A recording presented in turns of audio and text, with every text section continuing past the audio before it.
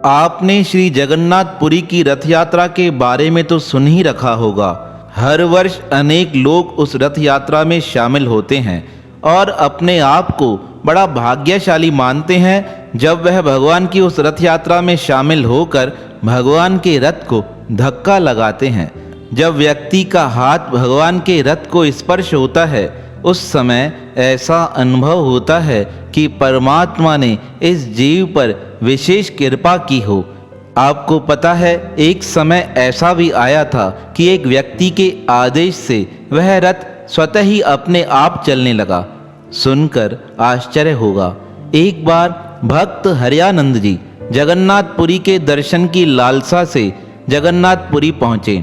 वहाँ पर पहुँचने पर वहाँ के पंडितों ने उन्हें बताया, कुछ समय पूर्व यहाँ रथ यात्रा निकाली जाएगी। हमारी इच्छा है आप भी उस रथ यात्रा में शामिल होइएगा।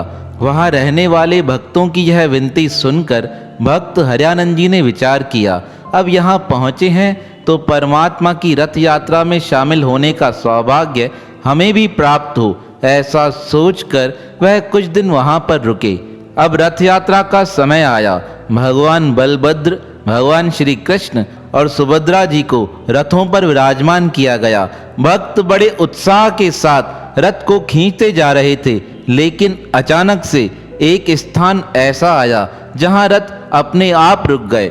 बहुत कोशिश करने पर भी रथ थोड़ा सा भी आगे नहीं बढ़ रहा था। लोगों के मन में चिंता होने लगी और वहां रहने वाले ब्राह्मण विचार करने लगे, हमसे ऐसा कौन सा अपराध बन गया है जो रथ आगे की ओर नहीं बढ़ रहा है।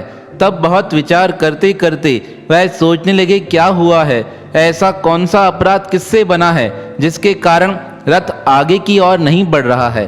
क्योंकि उस रथ की अनादि काल से परंपरा है, वह धीरे धीरे चलता ही रहता है, किसी स्थान पर रुकता नहीं है। पर आज जब रुक गया, लोगों के मन में अनेक संशय होने लगे।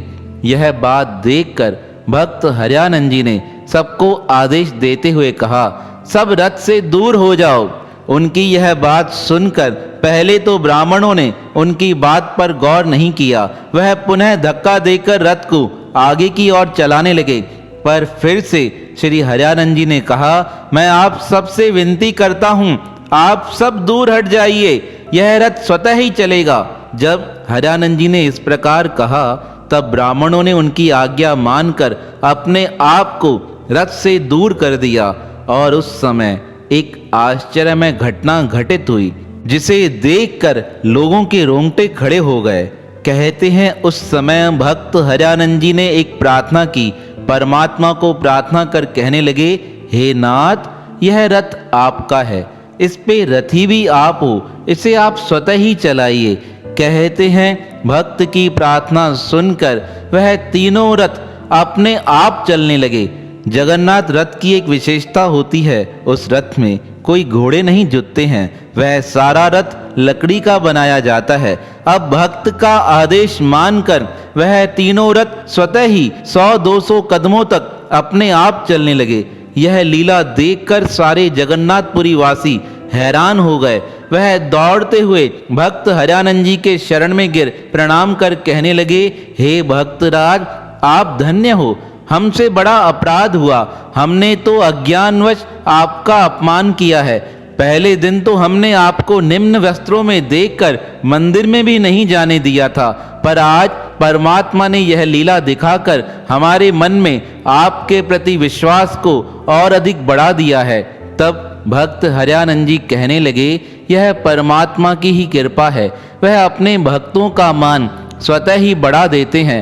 अब भक्त हरियानंद जी का यह चमत्कार देखकर अब तो जगन्नाथपुरी में सब लोग भक्त हरियानंद जी की जय जयकार करने लगे। तब भक्त राज ने कहा, यह मेरी जय जयकार नहीं, यह मेरे प्रभु की जय जयकार है, जो अपना मान घटाकर भी मुझ जैसे भक्त का मान बढ़ा देते हैं। तो ऐसे भक्त वसल भगवान जो हर समय अपने भक्तों का हर स्थान पर मान बढ़ा देते हैं, ऐसे भक्त वसल भगवान के पावन श्री चरणों में हमारा बारंबार प्रणाम है, प्रणाम है, प्रणाम है।